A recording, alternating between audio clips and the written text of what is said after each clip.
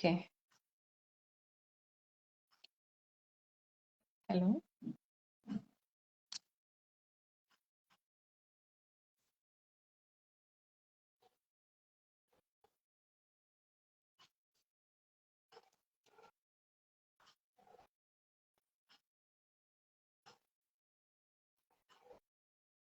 Hi Swati, Vidya. Okay Ashwini, I will accept your request. ಒಂದ್ ಸ್ವಲ್ಪ ಹೊತ್ತು ಮ್ಯಾಮ್ ಬಂದ್ಬಿಡ್ಲಿ. ಓಕೆ, ಒಬ್ರು ಡಾಕ್ಟರ್ ಜೊತೆ ನಾವಿವತ್ತು ಲೈವ್ ಹೋಗ್ತಾ ಇದ್ದೀವಿ. ಸೊ ಅವ್ರು ಬಂದ್ಬಿಡ್ಲಿ. ಅವ್ರು ಜಾಯಿನ್ ಆದ್ಮೇಲೆ ನಾನು ಆಮೇಲೆ ನಿಮ್ ಕ್ವೆಶನ್ಸ್ ಎಲ್ಲಾನು ತಗೋತೀನಿ. Okay, thank you so much. Okay ma'am, ನಾನು ಅಕ್ಸೆಪ್ಟ್ ಮಾಡ್ತಾ ಇದ್ದೀನಿ. ಓಕೆ,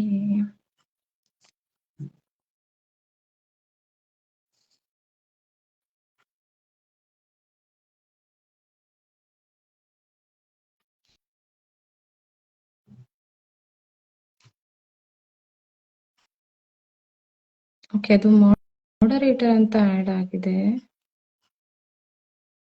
ಮೇ ಬಿ ಅದಕ್ಕೆ ಬರ್ತಾ ಇಲ್ಲ. ನೋ, ಇವಾಗ ಹೋಗುತ್ತೆ. ಓಕೆ, ಬೇರೆಯವ್ರದ್ದು ಅಕ್ಸೆಪ್ಟ್ ಆಗುತ್ತೆ. Yes, Anupama ma'am. ಹಲೋ. ಹಾ, ಕನೆಕ್ಟ್ ಆಯ್ತು ma'am. Thank you so much joining. ನಮಸ್ತೆ ಅನುಷಾ. ನಮಸ್ತೆ ಮ್ಯಾಮ್. ಎಲ್ಲಾರ್ಗೂ ಅನುಪಮಾ ಮ್ಯಾಮ್ ವಿಡಿಯೋ ಕಾಣಿಸ್ತಾ ಇದೆಯಾ?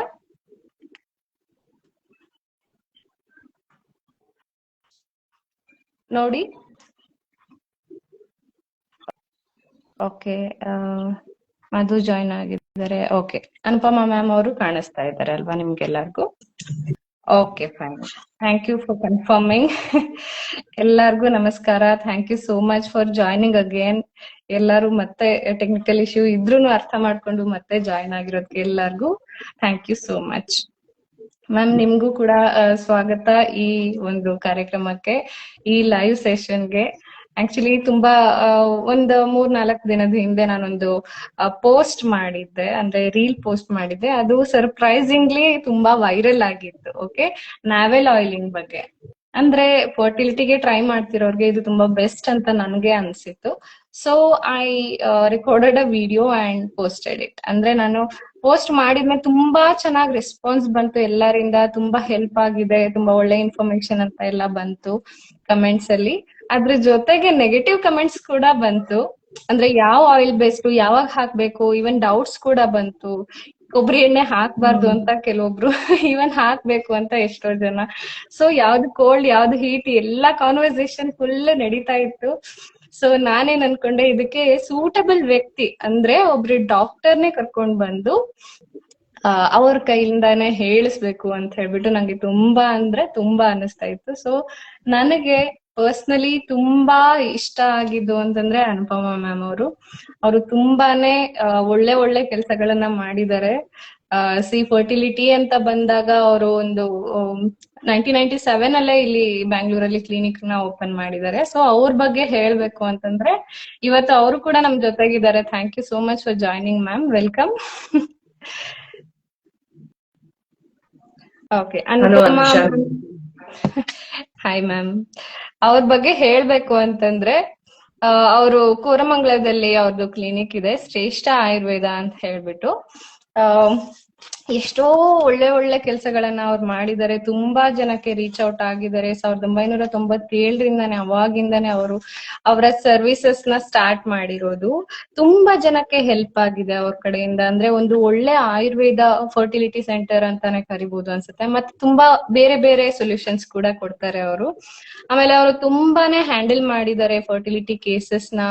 ಈವನ್ PCOD PCOS ಇದ್ರುನು ಅಥವಾ IVF ಎಲ್ಲ ಫೇಲ್ಯೂರ್ ಆಗಿದ್ರು ಆ ಕೇಸಸ್ ಕೂಡ ಸಾಲ್ವ್ ಆಗಿದೆ. ಸೊ ಪರ್ಸನಲೈಸ್ಡ್ ಟ್ರೀಟ್ಮೆಂಟ್ ಕೊಡ್ತಾ ಅವ್ರಿಗೆ, ಈವನ್ ಮಾನಸಿಕವಾಗಿ ಕೂಡ ಅವ್ರ ಜೊತೆ ನಿಲ್ತಾ ಅವ್ರಿಗೆ ಸ್ಟ್ರೆಂತ್ ಆಗಿ ಅವರು ತುಂಬಾ ಚೆನ್ನಾಗಿ ಕೆಲಸಗಳನ್ನ ಮಾಡ್ತಾ ಇದ್ದಾರೆ. Thank you so much ma'am. ನೀವು ಈ ನಮ್ಮ ಕಾರ್ಯಕ್ರಮದಲ್ಲಿರೋದು ಇಟ್ಸ್ ಅ ಪ್ರಿವಿಲೇಜ್ ನಮ್ಗೆ. Thank you so much for coming. Thank you Anusha. ನಮಸ್ತೆ ಎಲ್ರಿಗೂ. ಅನುಷಾ ಅವ್ರು ಹೇಳಿದ್ರು ಈ ತರ ಒಂದ್ ಒಳ್ಳೆ ರೀಲ್ ಮಾಡಿದ್ದೆ, ಇಷ್ಟೊಂದು ಇಂಟ್ರೆಸ್ಟ್ ಜನರೇಟ್ ಆಯ್ತು ಅದರಿಂದ, ಅದ್ರ ಪ್ರಶ್ನೆಗಳು ಬಂತು ಅಂತ. ನಂಗ್ ಅನ್ಸುತ್ತೆ ಯಾವಾಗ ಈ ತರ ಪ್ರಶ್ನೆಗಳು ಉದ್ಭವ ಆಗತ್ತೋ ಅವಾಗ್ಲೇ ನಮ್ಗೆ ಅದ್ರ ಅವೇರ್ನೆಸ್ ಬರಕ್ ಶುರು ಆಗುತ್ತೆ ಅಲ್ವಾ. ಅದಕ್ಕೆ ನನ್ ಬಗ್ಗೆ ಹೇಳ್ಬೇಕಂದ್ರೆ ನಾನ್ ಡಾಕ್ಟರ್ ಸಂತೋಷ್ ಅಂತ. ಸುಮಾರು 24 ವರ್ಷದಿಂದ ನಾನು ಆಯುರ್ವೇದ ವೈದ್ಯ ಆಗಿದ್ದೀನಿ. ಸಾಮಾನ್ಯವಾಗಿ ನಾನು ಫರ್ಟಿಲಿಟಿ ಕೇಸಸ್ ಅಂದ್ರೆ ಮಕ್ಕಳಾಗದೆ ಇರೋರ ಸಮಸ್ಯೆ ಇರೋರ್ಗು, ಮತ್ತೆ PCOS ಹೆಂಗಸರಿಗೆ ಸಂಬಂಧಪಟ್ಟಿರೋದು ಎಲ್ಲಾ ಸಮಸ್ಯೆಗಳನ್ನ ಮೆನೋಪಾಸ್ ಇಂದ ಹಿಡಿದು ತನಕ ನೋಡ್ತೀನಿ. ಇವಾಗ ಸದ್ಯಕ್ಕೆ ನಾನು ತುಂಬಾ ಫರ್ಟಿಲಿಟಿ ಕೇಸಸ್ ನೋಡ್ತಾ ಇದ್ದೀನಿ, ಯಾಕಂದ್ರೆ ಇನ್ಫರ್ಟಿಲಿಟಿ ಅನ್ನೋದು ತುಂಬಾ ಜಾಸ್ತಿ ಆಗ್ಬಿಟ್ಟಿದೆ. ಅದಕ್ಕೆ ಅದೇ ಕೇಸಸ್ ಜಾಸ್ತಿ ನೋಡ್ತಾ ಇದ್ದೀನಿ. ನೀವು ಕೂಡ ಗರ್ಭ ಸಂಸ್ಕಾರ ಅಂದ್ರೆ ಒಳ್ಳೆ ಗರ್ಭ ನಿಲ್ಲೋ ತರ, ಅದು ಹುಟ್ಟೋ ತರ ನೋಡ್ತಾ ಇದ್ದೀರಾ. ಸೊ ಈ ಟಾಪಿಕ್ ಕೂಡ ತುಂಬಾ ಪ್ರಶ್ನೆಗಳಿರೋ ಟಾಪಿಕ್, ಯಾಕಂದ್ರೆ ಎಷ್ಟೊಂದ್ ಜನ ಮಾತಾಡ್ತಾ ಇದ್ದಾರೆ ಅದ್ರ ಬಗ್ಗೆ. ಆಯುರ್ವೇದ ಪರ್ಸ್ಪೆಕ್ಟಿವ್ ಇಂದ ಅದ್ ಏನ್ ಹೇಳುತ್ತೆ ಅಂತ ನಾನು ಖಂಡಿತ ಶೇರ್ ಮಾಡಕ್ ಇಷ್ಟಪಡ್ತೀನಿ. ಹೌದು ma'am. Okay ma'am, thank you so much. ಹೌದು, ಇವಾಗ ನೋಡಿದ್ರೆ ಫರ್ಟಿಲಿಟಿ ಕೇಸಸ್ ತುಂಬಾನೇ ಬರ್ತಾ ಇದೆ. ನಾನು ಪ್ರೆಗ್ನೆನ್ಸಿ ರಿಲೇಟೆಡ್ ಕೋಚಿಂಗ್ಸ್ ಮಾಡ್ತಾ ಇದ್ರು ಮ್ಯಾಮ್ ನಮ್ಗೆ ಫರ್ಟಿಲಿಟಿ ಟ್ರೀಟ್ಮೆಂಟ್ ಬೇಕು ಅಂತ ಕೇಳ್ಕೊಂಡ್ ಬರೋರು ತುಂಬಾ ಜನ ಆಗಿದ್ದಾರೆ. May be because of life style ಆಗಿರ್ಬೋದು, ಬೇರೆ ಬೇರೆ ಕಾರಣಗಳಾಗಿರ್ಬೋದು, ಈವನ್ ಪ್ಯಾಕೇಜ್ ಫುಡ್ ಏನೇನೋ ಎಲ್ಲಾ ವೆಸ್ಟರ್ನ್ ಕಲ್ಚರ್ ಅಳವಡಿಸ್ಕೊಂಡು ನಾವು ಆಯುರ್ವೇದನ ಹಂಗೆ ಹಿಂದಕ್ಕೆ ಎಲ್ಲದಕ್ಕೂ ನಾವು ಮಾಡರ್ನ್ ಸೊಲ್ಯೂಷನ್ಸ್ ನೋಡ್ತಾ ಇದೀವಿ ಮೇ ಬಿ. ಬಟ್ ಆಯುರ್ವೇದ ನಾನು ನಿಜವಾಗ್ಲೂ ಹೇಳ್ಬೇಕಂದ್ರೆ ಈ journey, pregnancy coaching journey start ಮಾಡಿದ್ಮೇಲೆ ನಂಗೆ ಆಯುರ್ವೇದದ ಮೇಲೆ ಲವ್ ಸ್ಟಾರ್ಟ್ ಆಯ್ತು. ಓಕೆ, ಅಂದ್ರೆ ನಂಗೆ ತಿಳ್ಕೊಬೇಕು ಏನಿದು ಎಷ್ಟು ಚೆನ್ನಾಗಿದೆಯಲ್ಲ ಅನ್ನೋ ಒಂದು ತುಂಬಾ, ಅಂದ್ರೆ ನನ್ಗೆ ಕಾನ್ಫ್ಲಿಕ್ಟ್ ಇತ್ತು. ಮಾಡರ್ನ್ ಸೈನ್ಸ್ ಆಯುರ್ವೇದ ಎಲ್ಲದ್ರ ಬಗ್ಗೆನು ಮೇ ಬಿ ಎಲ್ಲರಿಗೂ ಇರುತ್ತೆ. Okay, being technical back ground person ನಂಗೊಂದ್ ಸ್ವಲ್ಪ ಆತರ ಇತ್ತು. ಬಟ್ ನಾನ್ ಯಾವಾಗ ಈ ಫೀಲ್ಡ್ ಗೆ ಎಂಟರ್ ಆದ್ನೋ ನಂಗೆ ಆಯುರ್ವೇದದ ಬಗ್ಗೆ ತುಂಬಾ ಒಲವು ಜಾಸ್ತಿ ಆಯ್ತು. ಇನ್ನ ಕಲಿಬೇಕು ಅನ್ನೋ ಅಷ್ಟು. ಬಟ್ ನೀವು ಕಲ್ತು ಇಷ್ಟು ವರ್ಷ ಸರ್ವಿಸ್ ಇದೆ ನಿಮ್ಗೆ, ಇಷ್ಟು ನಾಲೆಡ್ಜ್ ಇದೆ, ಇಷ್ಟು ಗ್ರಿಪ್ ಇದೆ, ಎಲ್ಲಾರ್ಗು ಈವನ್ ಸೊಲ್ಯೂಷನ್ಸ್ ಕೊಡ್ತಾ ಇದ್ದೀರಾ ಪ್ರಾಬ್ಲಮ್ಸ್ಗೆ. I feel so happy to connect with you. Thank you so much ma'am. ಇವಾಗ ನಾವು ಮ್ಯಾಮ್ಗೆ ಕ್ವೆಶ್ಚನ್ಸ್ ನ ಕೇಳೋಕ್ ಸ್ಟಾರ್ಟ್ ಮಾಡೋಣ. ಅಂದ್ರೆ ನಂಗೆ ಕ್ವೆರೀಸ್ ತುಂಬಾ ಬಂದಿತ್ತು ಆ ರೀಲ್ ಅಲ್ಲಿ, ಸೊ ಅದನ್ನು ಕೂಡ ಲಿಸ್ಟ್ ಡೌನ್ ಮಾಡ್ಕೊಂಡು ಕೆಲವೊಂದು ಬೇರೆ ಕಡೆಯಿಂದನೂ ಕೂಡ ನಾನು ಕ್ವೆಶ್ಚನ್ಸ್ ನ ತಗೊಂಡು ಮ್ಯಾಮ್ಗೆ ಇವತ್ತು ಶೂಟ್ ಔಟ್ ಮಾಡೋಣ. Okay, yes, thank you so much. Okay, Manu ಅವರೇ, ಕಾರ್ತಿಕ್ ಅವರೇ, ರವಿ ಅವರೇ, ನಯನ ಅವರೇ, ನಂಗೆ ತುಂಬಾ ಖುಷಿ ಆಗುತ್ತೆ ಯಾವಾಗ ಈಗ ಮೆನ್ ಕೂಡ ಜಾಯಿನ್ ಆಗಿರ್ತಾರೆ ಅಲ್ವಾ, ಗಂಡ್ ಮಕ್ಳು ಕೂಡ ಇದ್ರಲ್ಲಿ ಇನ್ವಾಲ್ವ್ ಆದಾಗ ನಂಗೆ ತುಂಬಾ ಖುಷಿ ಆಗುತ್ತೆ. ಯಾಕಂದ್ರೆ ಅವೇರ್ನೆಸ್ ಅನ್ನೋದು ಹೆಣ್ಮಕ್ಳಿಗೆ ಮಾತ್ರ ಅಲ್ಲ, ಗಂಡ್ ಮಕ್ಳಿಗೂ ಕೂಡ ಇರ್ಬೇಕಾಗುತ್ತೆ. ಎಲ್ಲಾರ ಮನೇಲೂ ಹೆಣ್ಮಕ್ಳು ಇದ್ದೇ ಇರ್ತಾರಲ್ವಾ, ಸೊ ಎಲ್ಲಾರ್ಗು ಅವೇರ್ನೆಸ್ ಬೇಕೇ ಬೇಕು.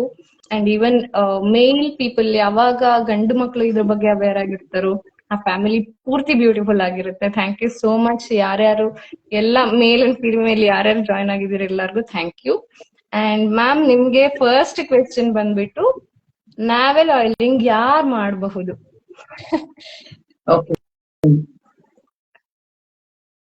ಅಂದ್ರೆ ನಾನು ಆಯುರ್ವೇದಿಕ್ ಕಾನ್ಸೆಪ್ಟ್ ಆಫ್ ಆಯಿಲಿಂಗ್ ಇಂದ ಶುರು ಮಾಡ್ತೀನಿ. ಅದ್ ಎಲ್ಲಿಂದ ಉದ್ಭವ ಆಗಿದೆ ಈ ನಾಭಿ ಆಯಿಲಿಂಗ್ ಅಥವಾ ನಾವು ನಾಭಿ ಅಭ್ಯಂಗ ಅಂತ ಹೇಳ್ತೀವಿ, ಇದು ಎಲ್ಲಿಂದ ಬಂದಿದೆ ಅಂತ. ಆಯುರ್ವೇದದಲ್ಲಿ ಕೆಲವೊಂದು ದಿನಚರ್ಯ ಅಥವಾ ಕೆಲವೊಂದು ರಿಚುವಲ್ಸ್ ನ ಹೇಳಿದ್ದಾರೆ, ಅಂದ್ರೆ ದಿನಾ ಮಾಡುವಂತದ್ದು. ಇದ್ ಯಾಕೆ ದಿನ ಮಾಡ್ಬೇಕು ಅಂದ್ರೆ ಪ್ರಿವೆಂಟಿವ್ ಕೇರ್ಗೋಸ್ಕರ. ಎಲ್ಲ ರೋಗ ಬಂದು ಅದಕ್ಕೆ ಔಷಧಿ ತಗೊಳ್ಳೋದು ಬೇರೆ, ರೋಗ ಬರ್ದೇ ಇರೋದ್ ನೋಡ್ಕೊಳ್ಳೋದು ಪ್ರಯಾರಿಟಿ ಅನ್ನೋದು ಆಯುರ್ವೇದ ಫಸ್ಟ್ ಪ್ರಿನ್ಸಿಪಲ್. ಸೊ ಅದ್ರ ಕೆಳಗಡೆ ಅಭ್ಯಂಗ ಅನ್ನೋದು ಬರುತ್ತೆ. ಅಭ್ಯಂಗ ಅಂದ್ರೆ ಏನು ಅಂದ್ರೆ ಮೈಗೆಲ್ಲ ಪೂರ್ತಿ ತಲೆಯಿಂದ ಕಾಲ್ ತನಕ ಎಣ್ಣೆ ಹಚ್ಕೊಂಡು ಜೆಂಟಲ್ ಮಸಾಜ್ ಮಾಡಿ, ಅದಕ್ಕೊಂದು ರೀತಿ ಇದೆ, ಮಸಾಜ್ ಮಾಡಿ ಬಿಸಿ ನೀರ್ ಸ್ನಾನ ಮಾಡೋದು. ಆಯ್ತಾ? ಇದನ್ನ ನಾವು ದೀಪಾವಳಿಗೊಂದ್ಸಲ, ಪಕ್ಷಕ್ಕೊಂದ್ಸಲ, ದಸರಾಗೊಂದ್ಸಲ ಮಾಡೋದು ಅಭ್ಯಾಸ ಮಾಡ್ಕೊಂಡ್ಬಿಟ್ಟಿದ್ದೇವೆ. ಆದ್ರೆ ಆಯುರ್ವೇದದಲ್ಲಿ ಹೇಳಿರೋದು ಅಭ್ಯಂಗ ಆಚರೆ ನಿತ್ಯಂ, ಅಂದ್ರೆ ದಿನಾ ಮಾಡ್ಬೇಕು ಅಂತ. ಆದಾಗ ಆದ್ರೆ ಪ್ರಾಕ್ಟಿಕಲಿ ನೋಡಿದಾಗ ಅದು ಅಷ್ಟು ಪಾಸಿಬಲ್ ಅನ್ಸಲ್ಲ. ಅದು ನಮ್ಗೆ ಇಷ್ಟು ಒತ್ತಡದ ಜೀವನ, ಬಸ್ ಹಿಡಿಬೇಕು, ಮೆಟ್ರೋ ಹಿಡಿಬೇಕು, ಎಲ್ಲಾ ಮಾಡ್ಬೇಕು. ಸೊ ಇದೊಂಥರ ದಿನ ಮಾಡಕ್ ಕಷ್ಟ ಆಗುವಂತದ್ದು. ಯಾಕಂದ್ರೆ ನಾವು ಡಾಕ್ಟರ್ಸ್ ನಾವು ಬರೀ ಪುಸ್ತಕದಲ್ಲಿ ಹೇಳಕ್ಕಾಗಲ್ಲ, ಹೇಳ್ಬಾರ್ದು. ಹೇಗೆ ಅದನ್ನ ಅಳವಡಿಸ್ಕೊಳಕ್ ಸಾಧ್ಯ ಹೇಳ್ಬೇಕು. ಸೊ ಅದನ್ನ ಏನ್ ಮಾಡಿದ್ರು, ಅಭ್ಯಂಗ ಬಾಡಿ ಮಾಡಕ್ ಆಗದೆ ಇದ್ರೆ, ಎಣ್ಣೆ ಹಚ್ಚಿ ಮಾಡಕ್ ಆಗದೆ ಇದ್ರೆ ಕೆಲವೊಂದು ಭಾಗಗಳಿಗಾದ್ರೂ ಮಾಡಿ ಅಂತ ಒಂದು ಲಿಸ್ಟ್ ಕೊಟ್ರು. ಅದರಲ್ಲಿ ನೆತ್ತಿ, ಕರ್ಣ ಅಂದ್ರೆ ಕಿವಿ, ಜಾಯಿಂಟ್ಸ್, ಚೆಸ್ಟ್, ಬ್ಯಾಕ್, ನಾಭಿ, ಕಾಲು, ಈ ತರ ಎಲ್ಲ ಒಂದಷ್ಟು ಮರ್ಮಗಳನ್ನ ಹೇಳಿದ್ದಾರೆ. ಅಂದ್ರೆ ಈ ಪಾಯಿಂಟ್ಸ್ ಅಲ್ಲೆಲ್ಲ ಮಾಡಿದ್ರೆ ನಿಮ್ಗೆ ಅಭ್ಯಂಗದ ಬೆನಿಫಿಟ್ ಸಿಗುತ್ತೆ. ನಿಮ್ಗೆ ಅಷ್ಟು ಸಮಯ ಇಲ್ಲದೆ ಇರ್ಬೇಕಾದ್ರೆ ಅಟ್ಲೀಸ್ಟ್ ಈ ಪಾಯಿಂಟ್ಸ್ ಆದ್ರೂ ಎಣ್ಣೆ ಹಚ್ಚಿ ಅದನ್ನ ಮಸಾಜ್ ಮಾಡಿ ಅಂತ ಒಂದಷ್ಟು ಪಾಯಿಂಟ್ಸ್ ಕೊಟ್ಟಿದ್ದಾರೆ. ಅದರಲ್ಲಿ ನಾಭಿ ಅನ್ನೋದು ತುಂಬಾ ಇಂಪಾರ್ಟೆಂಟ್ ಆಗಿರೋದು ಒಂದು ಪಾಯಿಂಟ್. ಅದನ್ನ ನಾವು ಮರ್ಮ ಅಂತೀವಿ. ಮರ್ಮ ಅಂದ್ರೆ ವೈಟಲ್ ಪಾಯಿಂಟ್. ಕೆಲವೊಂದು ಹಂಗ್ ನೋಡಿದ್ರೆ 107 ಮರ್ಮಗಳಿದೆ ನಮ್ಮ ಬಾಡಿನಲ್ಲಿ. ಅದ್ರಲ್ಲಿ ನಾಭಿ ಸೆಂಟರ್ ಅಲ್ಲಿದೆ. ಇದನ್ನ ಮಾಡೋದ್ರಿಂದ ನಿಮಗೆ ಅಭ್ಯಂಗದ ಬೆನಿಫಿಟ್ಸ್ ಸಿಗುತ್ತೆ. ಅದನ್ನಾದ್ರೂ ಮಾಡಿ ಅಂತ ಹೇಳಿರೋದ್ರಿಂದ ಇದು ಬೇರೆ ಎಲ್ಲದಕ್ಕಿಂತ ಸುಲಭವಾಗಿ ಬೇಗ ಮಾಡಕ್ ಆಗೋದ್ರಿಂದ ಇದು ಪಾಪ್ಯುಲಾರಿಟಿ ಗಳಿಸಿದೆ ಅಂತ ನನಗನ್ಸುತ್ತೆ. ಇದು ಹೇಳಿರೋದ್ರಿಂದ ಇದು ಪ್ರತಿಯೊಬ್ರು ಮಾಡ್ಬೋದು. ಓಕೆ, ಎಲ್ಲರೂ ಇದನ್ನ ಅಭ್ಯಾಸ ಮಾಡ್ಬೋದು. ಹೌದು ಮ್ಯಾಮ್. ನೀವ್ ಹೇಳ್ದಾಗೆ ನೆತ್ತಿಗೆ ಎಷ್ಟೋ ಜನ ಹಾಕೋದೇ ಇಲ್ಲ ಎಣ್ಣೆ. ಇವಾಗಿನ ಕಾಲದವ್ರಂತೂ ತಲೆಗೆ ಎಣ್ಣೆನೆ ಹಾಕೋದಿಲ್ಲ. ಹಾಕಿದ್ರೆ ಅದು ಬೇರೆ ಪರ್ಸ್ಪೆಕ್ಟಿವ್ ಆಗ್ಬಿಡುತ್ತೆ, ಇದೇನು ಗುಗ್ಗು ಅನ್ನೋ ತರ. ಬಟ್ ನಿಜವಾಗ್ಲೂ ಹೇಳ್ಬೇಕಂದ್ರೆ ಅದು ತುಂಬಾ ಬೆನಿಫಿಟ್ ಅಲ್ವಾ. ಇವಾಗ ಕಣ್ಣಿಗೂ ಕೂಡ ಕಣ್ಣುರಿ ಬಂದ್ರು ನೆತ್ತಿಗೆ ಎಣ್ಣೆ ಹಾಕಿದ್ರೆ ಕಣ್ಣುರಿ ಎಲ್ಲ ಕಡಿಮೆ ಆಗುತ್ತೆ. ಎಷ್ಟು ಬೆನಿಫಿಟ್ಸ್ ಇದೆ. ಆದ್ರೆ ಅದನ್ನೆಲ್ಲ ಮಾಡರ್ನೈಸೇಷನ್ ಇಂದನೋ ಏನೋ ನಾವು ಎಲ್ಲಾ ಬಿಡ್ತಾ ಹೋಗ್ತಾ ಇದೀವಿ. ಬಟ್ ಎಷ್ಟು ಅಳವಡಿಸ್ಕೊಂತೀವೋ ಅಷ್ಟು ನಮ್ಗೆ ಒಳ್ಳೇದು, ಬಾಡಿಲಿ ಫ್ಯಾಕ್ಟರ್ಸ್ ಇಂದ ಹಿಡ್ದು ಅಂತ ಹೇಳ್ಬಿಟ್ಟು ತುಂಬಾ ಚೆನ್ನಾಗಿ ಅರ್ಥ ಮಾಡ್ಸಿದ್ರಿ ನಮ್ಗೆ. ಅಂಡ್ ಯಾರ್ಯಾರು ಮಾಡ್ಬಹುದು ಇದನ್ನ? ಎಲ್ಲರೂ ಮಾಡ್ಬೋದಾ ಅಥವಾ ಕೆಲವೊಬ್ರಿಗೆ ಒಂದೊಂದು ಆಯಿಲ್ ಸೂಟ್ ಆಗುತ್ತೆ, ಕೆಲವೊಬ್ರಿಗೆ ಸೂಟ್ ಆಗಲ್ಲ, ಆ ತರಾನು ಇದೆ. ಕೆಲವೊಬ್ರಿಗೆ ಶೀತ ಆಗುತ್ತೆ ಹರಳೆಣ್ಣೆ ಹಾಕಿದ್ರೆ. ಏನೇನೋ ಅದು ನಮ್ ಪರ್ಸ್ಪೆಕ್ಷನ್ ಅಥವಾ ನಿಜವಾಗ್ಲೂ ಅದ್ ಆ ತರಾನೇ ಆಗುತ್ತೋ ಅದನ್ನ ಒಂದ್ ಸ್ವಲ್ಪ ಕ್ಲಾರಿಟಿಯಾಗಿ ಹೇಳ್ಬೇಕು. ಆಯುರ್ವೇದದಲ್ಲಿ ಫಸ್ಟ್ ಪ್ರಿನ್ಸಿಪಲ್ ಇಸ್ ಪ್ರಿವೆಂಟಿವ್ ಅಂತ ಹೇಳಿದ್ದೀನಿ ನಿಮಗೆ. ಆಯುರ್ವೇದದಲ್ಲಿ ಇನ್ನೊಂದು ದೊಡ್ಡ ಪ್ರಿನ್ಸಿಪಲ್ ಏನು ಅಂದ್ರೆ, ಯಾವ್ದು ಪ್ರಪಂಚದಲ್ಲಿ ಯಾವ ವಸ್ತುನು ಎಲ್ರಿಗೂ ಒಳ್ಳೇದಾಗೋಲ್ಲ ಅಂತ. ಅಂದ್ರೆ ಎಷ್ಟು ಇಂಡಿವಿಜುವಲೈಸ್ಡ್ ಆಗಿರುತ್ತೆ ಅಂದ್ರೆ ಆಯುರ್ವೇದ ಪ್ರತಿಯೊಬ್ಬರಿಗೆ ಇದೊಂದು ಕೊಟ್ಬಿಟ್ಟು ಈಗ ತಗೊಳ್ಳಿ, ಈ ಗಿಡಮೂಲಿಕೆ ತಗೊಂಡ್ರೆ ಎಲ್ರಿಗೂ ಒಳ್ಳೇದಾಗತ್ತೆ ಅಥವಾ ಇದನ್ ಮಾಡಿದ್ರೆ ಎಲ್ರಿಗೂ ಒಳ್ಳೇದಾಗತ್ತೆ ಅನ್ನೋದು ಒಂದೂ ಇಲ್ಲ. ಓಕೆ, ಆ ತರದ್ ಯಾವ್ದು ಇಲ್ಲ. ಫೌಂಡೇಶನ್ ಹೇಗೆ ಅಂದ್ರೆ ಆಯುರ್ವೇದ ಫೌಂಡೇಶನ್ ಪ್ರಕೃತಿ ಅಂತ. ಅಂದ್ರೆ ಒಬ್ರೊಬ್ರು ಬಾಡಿ ಟೈಪ್ ಬೇರೆ ಬೇರೆ ತರ ಇರುತ್ತೆ. ಅದಕ್ ತಕ್ಕಂಗೆ ನಾವ್ ಅದನ್ನ ನೋಡಿ ಅವ್ರಿಗೆ ತಕ್ಕಂಗ್ ಕೊಡ್ಬೇಕು ಅಂತ. ಯಾವ್ದೇ ವಸ್ತು ಆಗ್ಲಿ ಅದು ಸರಿ ತಪ್ಪು ಆಗ್ಲಿ ಒಳ್ಳೇದು ಕೆಟ್ಟದು ಅಂತ ಆಗ್ಲಿ ನಿಮಗ್ ಒಳ್ಳೇದಾ, ಈ ಕಾಲಕ್ಕೆ ಒಳ್ಳೇದಾ, ಈ ಸದ್ಯದಲ್ಲಿ ನಿಮ್ಗೆ ಅದರಿಂದ ಬೆನಿಫಿಟ್ ಸಿಗತ್ತಾ ಕೆಟ್ಟದಾಗತ್ತಾ, ಈ ವೆದರ್ ಅಲ್ಲಿ ಒಳ್ಳೇದಾ, ಪ್ರತಿಯೊಂದು ನಿಮ್ ಲೈಫ್ ಸಿಚುವೇಶನ್, ನೀವು ಇವಾಗ ಪ್ರೆಗ್ನೆಂಟ್ ಆಗಿರ್ಬೋದು ಅಥವಾ ನೀವು ಮೆನೋಪಾಸ್ ಆಗ್ತಾ ಇರ್ಬೋದು, ಈ ಲೈಫ್ ಸಿಚುವೇಶನ್ ಅಲ್ಲಿ ಒಳ್ಳೇದಾ ಅನ್ನೋ ಪ್ರಶ್ನೆಗಳನ್ನ ಕೇಳ್ಕೋಬೇಕು. ಅದಕ್ಕೆ ಫೌಂಡೇಶನ್ ಆಗಿ ಪ್ರಕೃತಿ ಅಂದ್ರೆ 3 ತರ. ಮೇನ್ ಪ್ರಕೃತಿ ವಾತ ಪಿತ್ತ ಕಫ ಪ್ರಕೃತಿ ಅಂತ ಹೇಳ್ತೀವಿ. ಅದ್ರ ಕಾಂಬಿನೇಷನ್ ಸಾಮಾನ್ಯವಾಗಿ ಯಾರು ಬರೀ ವಾತ, ಯಾರು ಬರೀ ಪಿತ್ತ, ಯಾರು ಬರೀ ಕಫ ಆಗಿರಲ್ಲ. ಕಾಂಬಿನೇಷನ್ ನಲ್ಲಿ ಇರುತ್ತೆ. ವಾತ ಪಿತ್ತ, ಪಿತ್ತ ಕಫ, ವಾತ ಕಫ, ಆ ತರ ಎಲ್ಲ ಕಾಂಬಿನೇಷನ್ಸ್ ಅಲ್ಲಿ ಇರುತ್ತೆ. ಅದಕ್ ತಕ್ಕ ಹಾಗೆ ಅಂದ್ರೆ ದಿನನಿತ್ಯದಲ್ಲೂ ನಾವ್ ಆತರ ಮಾತಾಡ್ತೀವಿ. ನಂದು ಹೀಟ್ ಬಾಡಿ, ನನಗೆ ಇಂಥದ್ ಆಗೋದಿಲ್ಲ.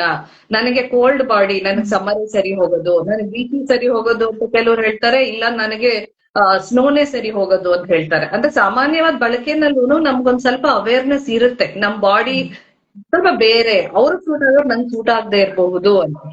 ನಾನು ಪ್ರತಿಯೊಬ್ಬರಿಗೂ ಅದನ್ನ ಹೇಳ್ತಿರ್ತೀನಿ. ಏನು ನೀವು ಇನ್ಸ್ಟಾಗ್ರಾಮ್ ಅಲ್ಲಿ ನೋಡ್ಬೋದು, ಎಲ್ಲರೂ ಸೋಷಿಯಲ್ ಮೀಡಿಯಾದಲ್ಲಿ ನೋಡ್ಬೋದು. ಅದು ಒಳ್ಳೇದು, ಡೆಫಿನೆಟ್ಲಿ ಒಳ್ಳೇದು. ಯಾವ್ದಾದ್ರು ತೋರಿಸಿದ್ರು ಅದು ನಿಮಗ್ ಒಳ್ಳೇದಾ ಅನ್ನೋ ಪ್ರಶ್ನೆ ಕೇಳ್ಕೊಳ್ದೆ, ಯೋಚನೆ ಮಾಡದೆ ಉಪಯೋಗಿಸ್ಬೇಡಿ ಅಂತ. ಸೊ ಈ ಆಯಿಲಿಂಗ್ ವಿಷಯ ಬಂದ್ರಾಗ್ಲೂ ಅಷ್ಟೇನೆ, ಈ ಪ್ರಕೃತಿಗೆ ತಕ್ಕಂತ ಎಣ್ಣೆ ನೀವು ಬಳಸ್ಬೇಕು. ಅಂದ್ರೆ ನೀವ್ ಅನ್ಕೊಳ್ಳಿ ಒಂದ್ ಕೆಲ್ಸ, ಇವಾಗ ನಿಮಗ್ ತುಂಬಾ ಹೀಟ್ ಬಾಡಿ, ನಾವ್ ಅದನ್ನ ಪಿತ್ತ ಪ್ರಕೃತಿ ಅಂತ ಹೇಳ್ತೀವಿ. ಆ ತರದವರಿಗೆ ನಾವು ತುಪ್ಪ ಆಗುವಂತ ಎಣ್ಣೆಗಳು ಅಂದ್ರೆ ಅಥವಾ ತುಪ್ಪ ಕೂಡ ಹೇಳ್ತೀವಿ.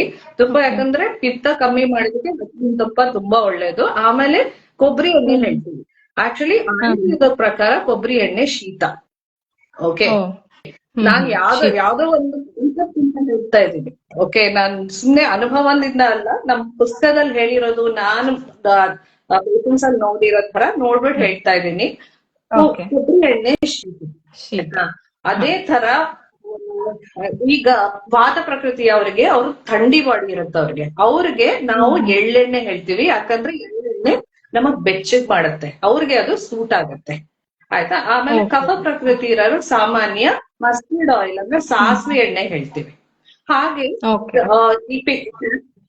ಹರಳೆಣ್ಣೆ ಅನ್ನೋದು ತುಂಬಾ ತರ, ಅದು ತುಂಬಾ ಸ್ಕ್ಯಾಂಡಲೈಸ್ ಮಾಡ್ಬಿಟ್ಟಿದೀವಿ. ಕೆಲವ್ರಿಗೆ ಅದು ಪಿತ್ತ ಅಂತ ಉಷ್ಣ ಅನ್ಸುತ್ತೆ, ಕೆಲವ್ರಿಗೆ ಅದು ಶೀತ ಅಂತ ಅನ್ಸುತ್ತೆ, ಅದು ತಗೋಬೇಕು ಅನ್ಸುತ್ತೆ, ತಗೋಬಾರ್ದು ಅನ್ಸುತ್ತೆ. ಆದ್ರೆ ಕರ್ನಾಟಕದಲ್ಲಂತೂ ಹರಳೆಣ್ಣೆನ ತುಂಬಾ ಜನ ಅಂದ್ರೆ ಟ್ರೆಡಿಷನಲಿ ತುಂಬಾ ಉಪಯೋಗಿಸ್ತೀವಿ ನಾವು. ಅದರದ್ದು ಒಂದು ವಿಶಿಷ್ಟ ಗುಣ ಏನು ಅಂದ್ರೆ, ಅದು ಲೆಕ್ಕದ ಪ್ರಕಾರ ಅದು ಉಷ್ಣದ ಎಣ್ಣೆ. ಆದ್ರೆ ನಮಗ ತಂಪ್ ಮಾಡುತ್ತೆ. ನಾವೇ ನೋಡಿದೀವಿ, ನೆತ್ತಿಗೆ ಹಚ್ಕೊಂಡ್ರೆ ಎಲ್ಲ ಕಣ್ಣೆಲ್ಲ ತಂಪ ಅನ್ಸುತ್ತೆ, ಅನುಭವದಿಂದ ನೋಡಿದ್ರೆ ತಂಪ್ ಮಾಡುತ್ತೆ ಅಂತ. ಆದ್ರೂ ಅದನ್ನ ಉಷ್ಣ ಅಂತ ಕರೆದಿದ್ದಾರೆ. ಅದ್ರದ್ ವಿಶಿಷ್ಟ ಗುಣ ಏನು ಅಂದ್ರೆ, ಅದು ನೀವ್ ಎಲ್ಲಿ ಹಚ್ಕೋತಿರೋ ಅಲ್ಲಿಂದ ಉಷ್ಣನೇ ಎಳಿಯುತ್ತೆ. ಅದ್ರ ಗುಣ ಏನು ಅಂದ್ರೆ, ಅದು ಉಷ್ಣ ಎಳೆಯೋದ್ರಿಂದ ಅದು ಮೈ ತಂಪ್ ಮಾಡುತ್ತೆ. ಆಯಿಲ್ ಪರ್ಸೆ ಈಸ್ ಉಷ್ಣ, ಬಟ್ ಅದ್ರ ಎಫೆಕ್ಟ್ ಏನಿರುತ್ತೋ, ಅದ್ರ ಪ್ರಭಾವ ಏನಿರುತ್ತೋ ನಿಮ್ ಬಾಡಿ ಮೇಲೆ, ಅದು ತಂಪು. ಓಕೆ, ಅದಕ್ಕೆ ನಾವು ಉಷ್ಣ ಇದು ಶೀತ ಅಂತ ಎರಡೂ ಕಾನ್ಫ್ಲಿಕ್ಟ್ ಇರೋದು ಅದಕ್ಕೇನೆ. ಅದೊಂದ್ ಸ್ವಲ್ಪ ಎಲ್ಲ ತುಂಬಾ ಕೇಳ್ತೀನಿ, ನನ್ನ ಹತ್ರನು ಕೇಳ್ತಾರೆ ಅದನ್ನ. ಇದೊಂದು ನಾಪ್ಕ ಇಟ್ಕೊಳ್ಳಿ, ಉಷ್ಣದ ಆಯಿಲ್ ಆಗಿದ್ರು ಅದ್ರ ವಿಶಿಷ್ಟ ಗುಣ ಅಂದ್ರೆ ಏನು ಅಂದ್ರೆ, ಅದು ಉಷ್ಣ ಎಳೆಯುತ್ತೆ, ಆಚೆ ಎಳೆಯುತ್ತೆ. ಸೊ ಆಚೆ ಎಳೆಯೋದ್ರಿಂದ ನಿಮ್ ಬಾಡಿ ತಂಪಾಗುತ್ತೆ. ಇದನ್ನ ನೋಡ್ಕೊಂಡು ಅದಕ್ಕೆ ತಕ್ಕ ಹಂಗೆ ನೀವು ಗಳನ್ನ ಚೂಸ್ ಮಾಡ್ಬೋದು. ಇದು ಸಾಮಾನ್ಯವಾಗಿ ಸಿಗುವಂತ ಆಯಿಲ್ಗಳು, ಆಯುರ್ವೇದಿಕ್ ಆಯಿಲ್ಗಳು ಬೇಕಾದಷ್ಟಿವೆ, ಅದನ್ನು ಮುಂದೆ ಹೇಳಿ. Okay ma'am. ಹಾ ಸರಿ. ಈಗ ನೀವು ಪ್ರಕೃತಿ ಅಂತ ಮಾತಾಡಿದ್ರಿ, ಕೆಲವೊಬ್ರಿಗೆ ದೇಹ ಪ್ರಕೃತಿ ಚೇಂಜ್ ಇರುತ್ತೆ, ವಾತ ಪಿತ್ತ, ಕಫ ಪಿತ್ತ, ಸೊ ಈ ತರ ಕಾಂಬಿನೇಷನ್ ಅಲ್ಲಿ ಇರುತ್ತೆ ಅನ್ನೋ ತರ ನೀವು ಹೇಳಿದ್ರಿ. ಅದು ನಮ್ಗೆ ಹೆಂಗ್ ಗೊತ್ತಾಗುತ್ತೆ? ಟು ಬಿ ಫ್ರಾಂಕ್, ನಾನು ಎಷ್ಟು ಸರಿ ಓದಿದ್ರು ಇಟ್ ವಿಲ್ ಬಿ ಲೈಕ್ ನಮ್ಗೆ ಜನರಲ್ ಆಡಿಯನ್ಸ್ಗೆ ಅದು ಕನ್ಫ್ಯೂಸಿಂಗ್ ಆಗಿರುತ್ತೆ. ನೀವು ಆಯುರ್ವೇದಿಕ್ ಡಾಕ್ಟರ್ ಡಿಸೈಡ್ ಮಾಡೋದಕ್ಕೂ, ಈ ತರ ಬಾಡಿ ಪ್ರಕೃತಿ ಇವ್ರದ್ದು ಇದು ಅಂತ ಹೇಳೋದಕ್ಕೂ, ಬಟ್ ನಾವು ಆತರ ಎಲ್ಲೋ ಒಂದ್ ಕಡೆ ಮೇ ಬಿ ಯೂಟ್ಯೂಬ್ ವಿಡಿಯೋನೋ ಇನ್ನೊಂದೇನೋ ನೋಡಿ ಆತರ ಡಿಸೈಡ್ ಮಾಡೋದಕ್ಕೂ, it will be like so much difference. ನಂಗೆ ತುಂಬಾನೇ ಕನ್ಫ್ಯೂಷನ್ಸ್ ಆಗುತ್ತೆ, ಮೇ ಬಿ ಎಲ್ಲಾರ್ಗೂ ಆಗುತ್ತೆ ಅಂತ ನನ್ಗ್ ಗೊತ್ತಿರೋ ಹಾಗೆ. ಇದನ್ನ ಹೆಂಗೆ ಕಂಡುಹಿಡಿಯೋದು, ನಮ್ಮ ದೇಹ ಪ್ರಕೃತಿ ಏನು ಅಂತ ಹೇಳ್ಬಿಟ್ಟು ಯಾವ ತರ ಕಂಡುಹಿಡಿಯೋದು? ಏನಾದ್ರೂ ಟೂಲ್ಸ್ ಇದೆಯಾ, ಏನಾದ್ರೂ ಟೆಕ್ನಿಕ್ಸ್ ಇದೆಯಾ ಅಂತ ನಾನ್ ನಿಮ್ಗೆ ಕೇಳಕ್ ಇಷ್ಟಪಡ್ತೀನಿ.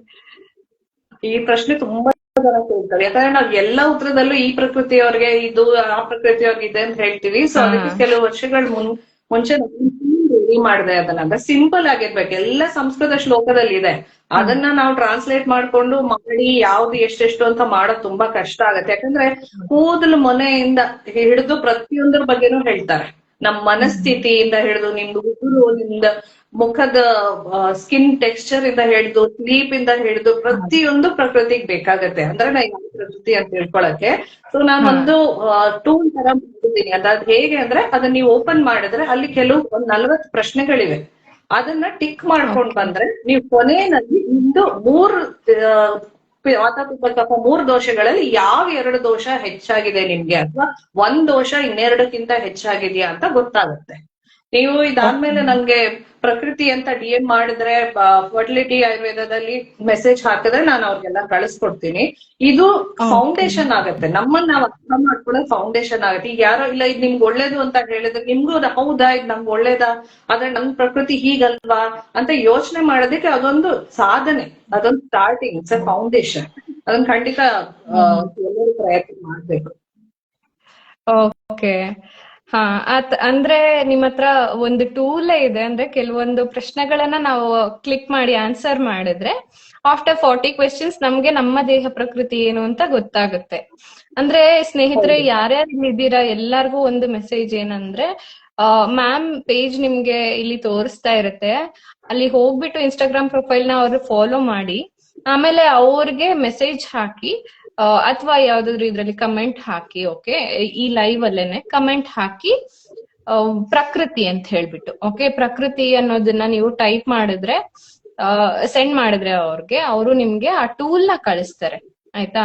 ಆ ಟೂಲ್ ನ ಸಹಾಯ ತಗೊಂಡು ನೀವು ಕ್ವೆಶನ್ಸ್ ನ ಆನ್ಸರ್ ಮಾಡ್ತಾ ಹೋದಾಗ ನಿಮ್ಗೆ ನಿಮ್ಮ ದೇಹ ಪ್ರಕೃತಿ ಯಾವುದು ಅಂತ ಹೇಳ್ಬಿಟ್ಟು ಗೊತ್ತಾಗುತ್ತೆ. ಇದು ತುಂಬಾ ಇಂಪಾರ್ಟೆಂಟ್.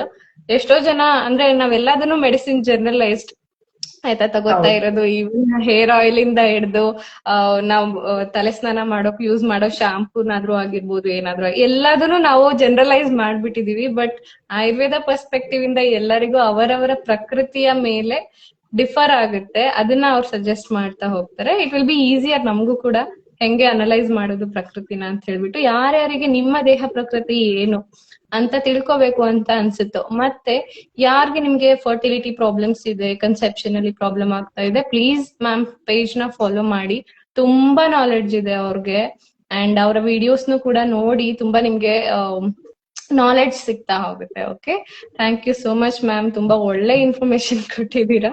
ಆಮೇಲೆ ಇನ್ನೊಂದು ಕ್ವೆಶ್ಚನ್ ಏನಂದ್ರೆ, ಪೀರಿಯಡ್ಸ್ ಅಲ್ಲಿ ಯೂಸ್ ಮಾಡ್ಬೋದಾ? ನೀವ್ ಹೇಳಿದ್ರಿ ಅವಾಗ ಕೆಲವೊಂದು ವೆದರ್ ಅಲ್ಲಿ ಯೂಸ್ ಮಾಡ್ಬೋದು, ಮಾಡ್ಬಾರ್ದು. ಸೊ ಅದೇ ತರ ಒಂದು ಕಮೆಂಟ್ ಅಲ್ಲಿ ಹಾಕಿದ್ರು ಒಬ್ರು, ಪೀರಿಯಡ್ಸ್ ಅಲ್ಲಿ ಯೂಸ್ ಮಾಡ್ಬೋದಾ ಅಂತ ಹೇಳ್ಬಿಟ್ಟು. ನಾವೆಲ್ ಆಯಿಲಿಂಗ್ ಪೀರಿಯಡ್ಸ್ ಅಂದ್ರೆ ನಮ್ಮಲ್ಲಿ ಆಯುರ್ವೇದದಲ್ಲಿ ರಜಸ್ವಲಾಚರ್ಯ ಅಂತಾನೆ ಒಂದಿದೆ. ಅಂದ್ರೆ ಏನೇನ್ ಫಾಲೋ ಮಾಡ್ಬೇಕು, ಏನೇನ್ ಫಾಲೋ ಮಾಡಬಾರ್ದು ಪೀರಿಯಡ್ ಸಮಯದಲ್ಲಿ ಅಂತ ಒಂದು ಲಿಸ್ಟೇ ಕೊಟ್ಟಿದ್ದಾರೆ ಆಕ್ಚುಲಿ. ಅದಕ್ಕೆ ನಾವು ಆಯುರ್ವೇದ ಲೈಫ್ ಸೈನ್ಸ್ ಅನ್ನೋದು ಒಂದನ್ನು ಕೂಡ ಬಿಟ್ಟಿಲ್ಲ. ಅದ್ರಲ್ಲಿ ಏನ್ ಹೇಳಿದ್ದಾರೆ ಅಂದ್ರೆ, ಯಾವುದೇ ರೀತಿ ಎಣ್ಣೆ ಮೈಗೆ ಹಚ್ಚಬಾರ್ದು, ಮಸಾಜ್ ಮಾಡಬಾರ್ದು ಅಂತ, ಪೀರಿಯಡ್ಸ್ ಟೈಮ್ ಅಲ್ಲಿ ಮಾಡಬಾರ್ದು ಅಂತ ಹೇಳಿದ್ದಾರೆ.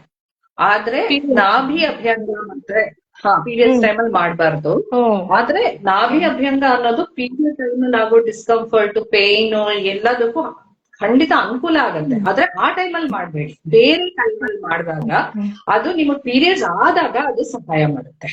ಓಕೆ, ಅದು ಅಪಾನವಾಯುವಿಂದ ಅದು ಪೇನ್ ಬರುತ್ತೆ, ಡಿಸ್ಕಂಫರ್ಟ್ ಎಲ್ಲ ಆಗುತ್ತೆ. ನೀವು ಇಡೀ ತಿಂಗಳು ಅದನ್ನ ಮಾಡ್ತಾ ಇದ್ರೆ, ನಾಭಿ ಅಭ್ಯಂಗ ಅಭ್ಯಾಸ ಮಾಡ್ತಾ ಇದ್ರೆ, ನಿಮ್ಮ ಪೀರಿಯಡ್ ಟೈಮ್ ಅಲ್ಲಿ ಜಾಸ್ತಿ ಬ್ಲೀಡಿಂಗ್ ಆಗೋದಾಗ್ಲಿ ಅಥವಾ ನೋವು ಆಗೋದಾಗ್ಲಿ, ಇನ್ಯಾವುದೇ ಡಿಸ್ಕಂಫರ್ಟ್ ಇಲ್ಲದೆ ಇರೋ ತರ ಮಾಡ್ಕೋಬಹುದು. ಪೂರ್ತಿ ಮೈ ಅಭ್ಯಂಗ ಮಾಡಿ ಜೊತೆ ನಾಭಿ ಅಭ್ಯಂಗ ಮಾಡಿದ್ರೆ ನಿಮ್ಗೆ ಇನ್ನೂ ಅನುಕೂಲ ಆಗುತ್ತೆ. ಓಕೆ, ಅಂದ್ರೆ ಪೀರಿಯಡ್ಸ್ ಟೈಮ್ ಅಲ್ಲಿ ಬೇಡ, ಅದಕ್ಕಿಂತ ಮುಂಚಿನ ದಿನಗಳಲ್ಲಿ ಮಾಡಿದ್ರೆ ಈ ಟೈಮ್ ಅಲ್ಲಿ ಆಗುವಂತಹ ಕ್ರಾಂಪ್ಸ್ ನ ಕಡಿಮೆ ಮಾಡಬಹುದು ಅಂತ ನೀವ್ ಹೇಳ್ತಾ ಇದ್ದೀರಾ ಅಲ್ವಾ? ಹೌದು. ಓಕೆ ಓಕೆ ಮ್ಯಾಮ್, ಯಾವ ಎಣ್ಣೆನ ಬಳಸ್ಬೇಕು ಅಂತ ಹೇಳ್ಬಿಟ್ಟು ನೀವು ದೇಹ ಪ್ರಕೃತಿ ಮೇಲೆ ಅದು ಡಿಪೆಂಡ್ ಆಗುತ್ತೆ ಅಂತ ಹೇಳ್ಬಿಟ್ಟು ಹೇಳಿದ್ರಿ.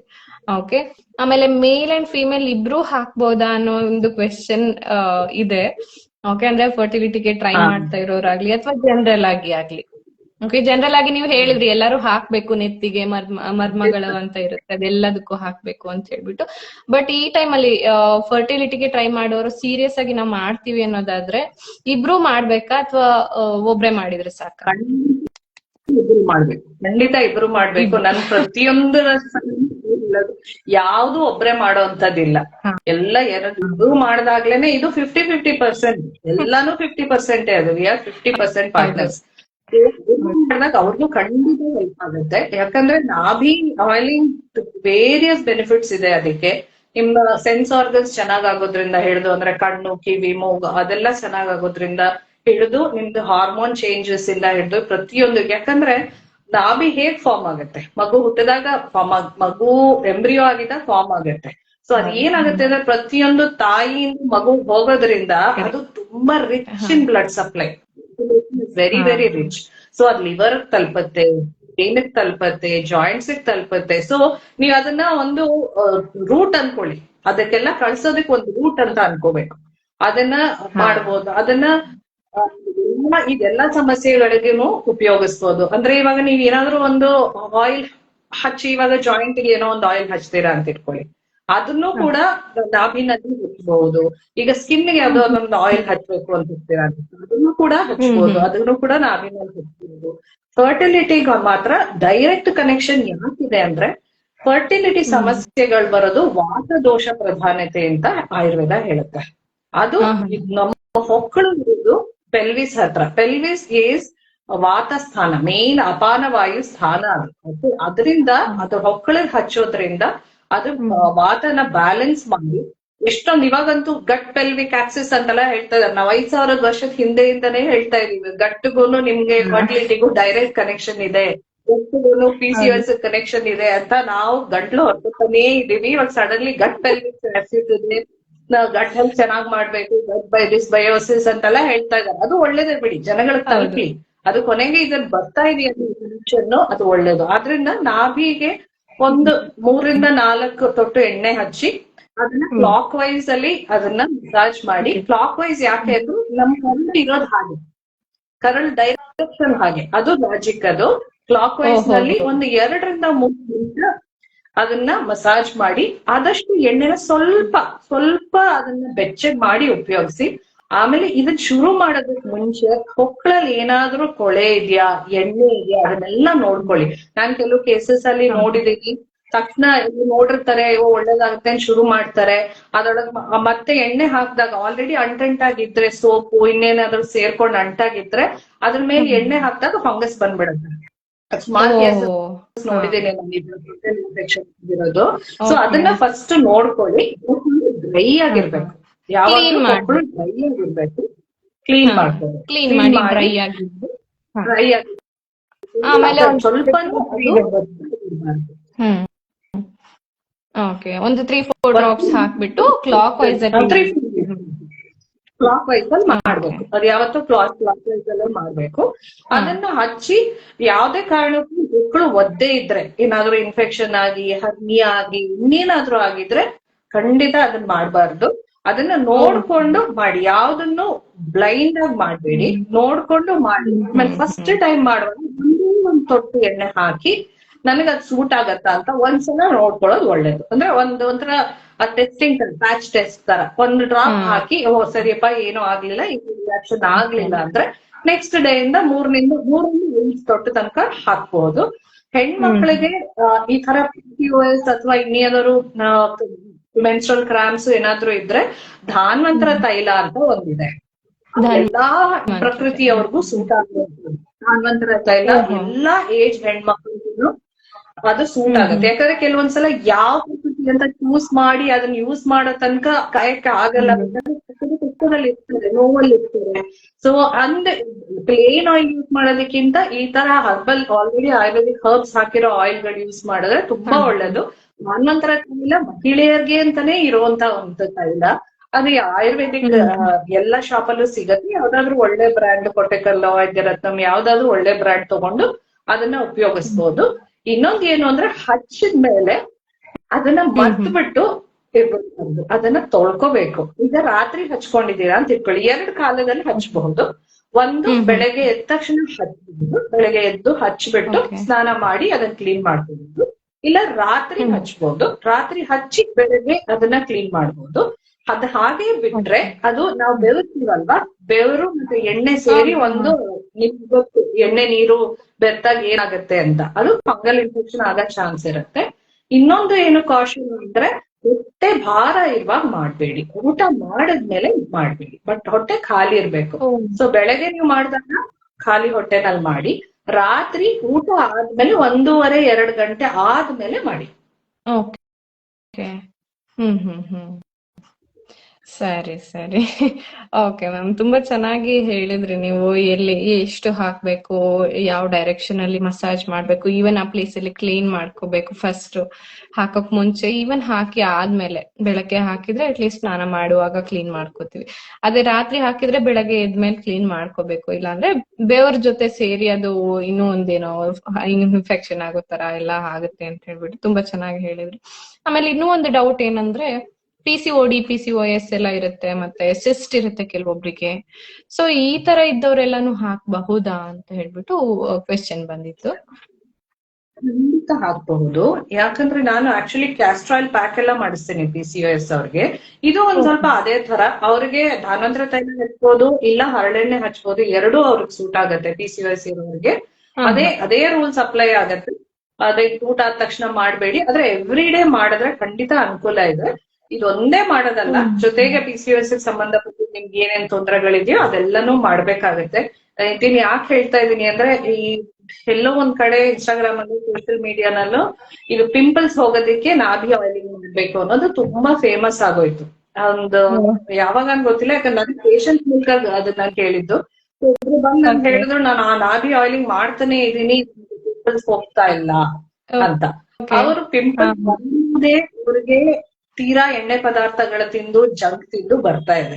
ನಾನ್ ಅದೆಲ್ಲ ಬಿಡಲ್ಲ, ನಾನ್ ಬರೀ ಮಾಡ್ತೀನಿ ಅಂದಾಗ ನಡೆಯೋದಿಲ್ಲ. ಇದು one of the healthy things ನಾವ್ ಮಾಡ್ಬೇಕಾಗಿರೋದು. ಓಕೆ, ಇದೊಂದು ಮಾಡ್ತೀನಿ, ನನಗೆ ಎಲ್ಲ ಹಾರ್ಮೋನ್ ಕ್ಲಿಯರ್ ಆಗ್ಬಿಡ್ಬೇಕು, ತಲೆನೋವು ಹೋಗ್ಬಿಡ್ಬೇಕು, ಸ್ಕಿನ್ ಬರ್ಬೇಕು, ಮೆಮರಿ ಬರ್ಬೇಕು ಅಂದ್ರೆ ಆ ತರ ಮ್ಯಾಜಿಕ್ ಬುಲೆಟ್ ಇಲ್ಲ.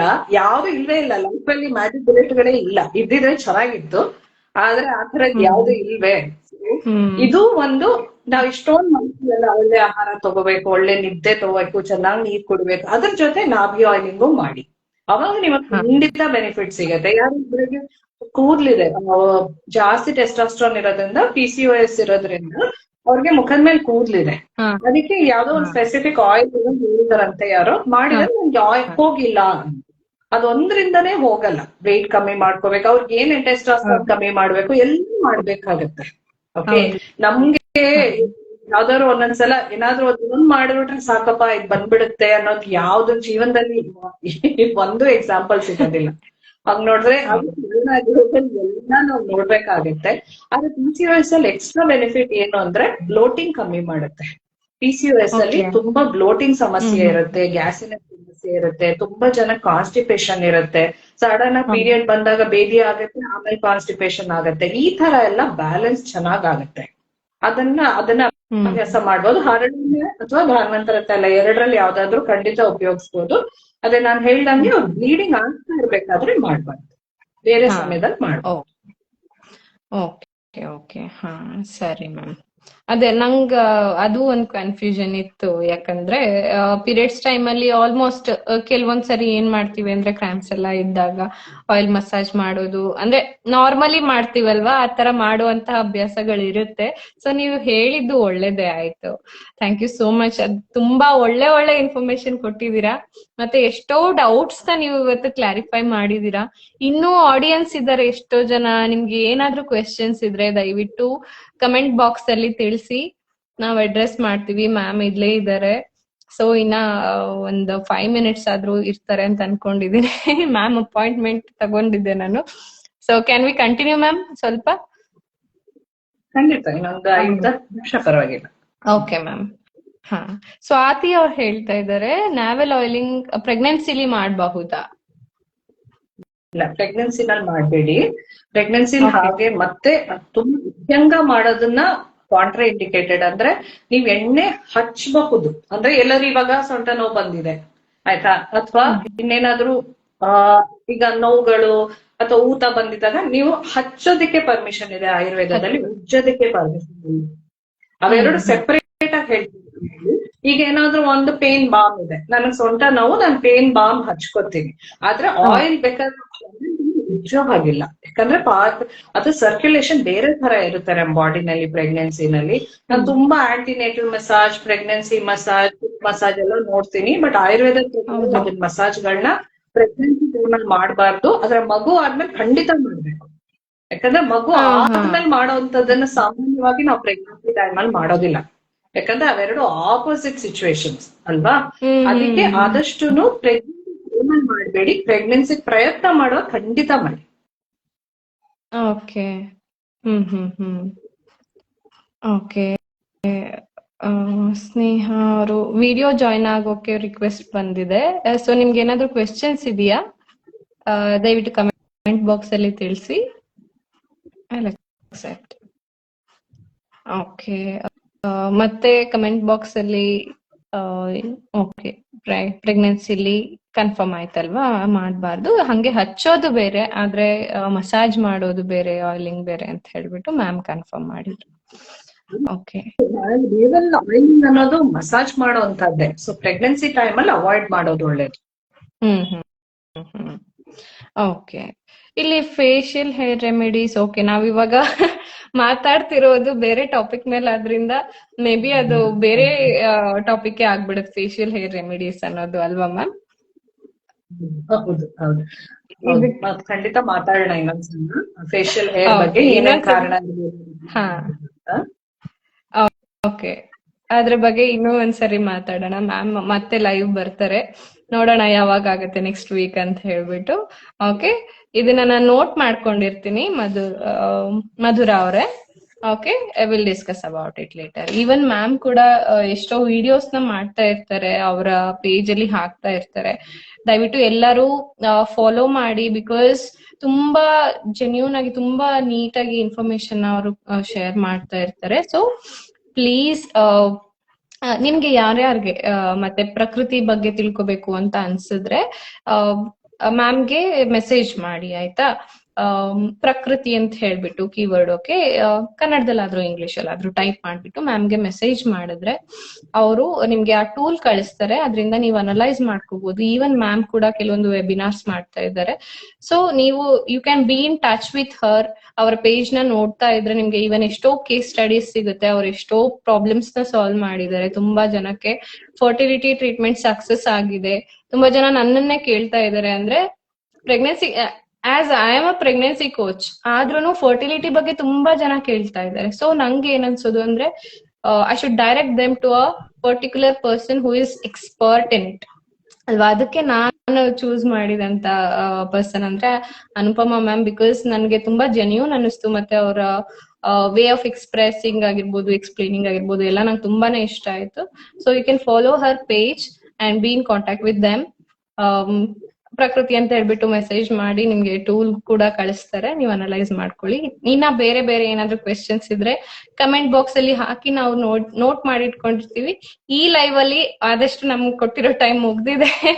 ಓಕೆ, ನೆಕ್ಸ್ಟ್ ಲೈವ್ ಅಲ್ಲಿ ಬಂದಾಗ ಅದೆಲ್ಲದನ್ನು ಅಡ್ರೆಸ್ ಮಾಡೋದಕ್ಕೆ ಟ್ರೈ ಮಾಡ್ತೀವಿ. Okay, thank you so much ಎಲ್ಲರಿಗೂ ಜಾಯಿನ್ ಆಗಿದ್ದಕ್ಕೆ, ನಿಮ್ಮ ಪ್ರಿಷಿಯಸ್ ಟೈಮ್ ನ ಇಲ್ಲಿ ಇನ್ವೆಸ್ಟ್ ಮಾಡಿದಕ್ಕೆ. ಅಂಡ್ ನಿಮ್ಗೆ ಎಷ್ಟು ಡೌಟ್ಸ್ ಕ್ಲಿಯರ್ ಮಾಡ್ಬೇಕು ಅಂತ ಇತ್ತು, ಅದೆಲ್ಲಾನು ಡೌಟ್ಸ್ ಕ್ಲಿಯರ್ ಆಗಿದೆ ಅಂತ ನಾನು ಅನ್ಕೊಂತೀನಿ. Thank you so much ma'am, ಇಷ್ಟು ಕ್ಲಿಯರ್ ಆಗಿ ನಮ್ಗೆ ಎಕ್ಸ್ಪ್ಲೇನ್ ಮಾಡಿದಕ್ಕೆ. ತುಂಬಾ ನೀಟಾಗಿ ಹೇಳಿದೀರಾ, ಎಲ್ಲದನ್ನು ತುಂಬಾ ಚೆನ್ನಾಗಿ ಅಂಡರ್ಸ್ಟ್ಯಾಂಡ್ ಆಗಿದೆ ಎಲ್ಲರಿಗೂ ಅಂತ ಅನ್ಕೊಂಡಿದೀನಿ. Thank you so much for your time. And ಮತ್ತೆ ಮತ್ತೆ ಬರ್ತಾ ಇರಿ ನಮ್ಮ ಲೈವ್ಗೆ. Thank you. ಖಂಡಿತ ಖಂಡಿತ. Thank you. Bye everyone. Okay, ma'am. Okay. So many people are sending love. Thank you. Thank you so much.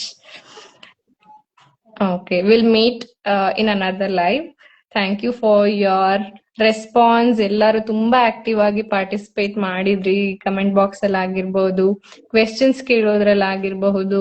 Okay Madhura ಅವರೇ, ನಾನು ನಿಮ್ಮ ಪಾಯಿಂಟ್ ನ ನೋಟ್ ಡೌನ್ ಮಾಡ್ಕೊಂಡಿದೀನಿ. ಇದ್ರ ಬಗ್ಗೆ ನಾವು ಮತ್ತೆ ಡಿಸ್ಕಸ್ ಮಾಡ್ತೀವಿ. ದಯವಿಟ್ಟು ಟಚ್ ಅಲ್ಲಿ. Okay, thank you so much everyone. Take care. Bye bye. Thank you ma'am.